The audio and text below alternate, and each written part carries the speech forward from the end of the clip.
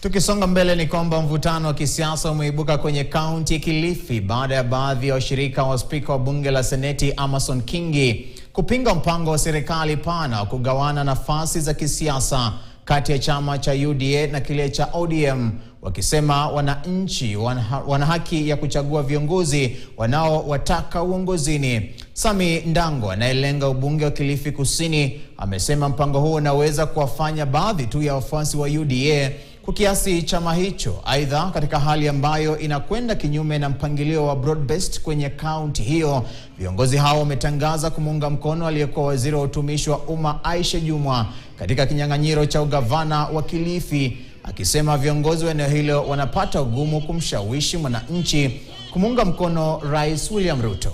Sisi mama zenu tunasema wakati wenu ni sasa vijana.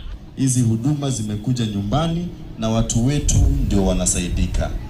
Na ninataka isibaki tu hapa Kidutani peke yake. Tuko na maeneo mengi sana ambao mimi nadhani hata watu wa Zitoni hawakupata nafasi ya kuja hapa. Basi Ndago na wenzako tutashirikiana ili hizi huduma zote ziende katika mashinani.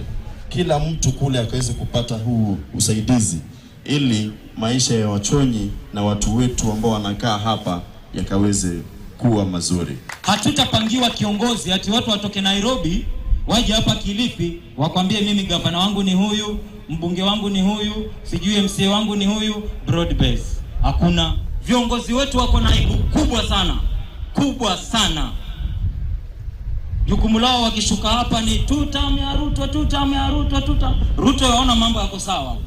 Mambo hayako sawa. Mambo Kilifi hayako sawa.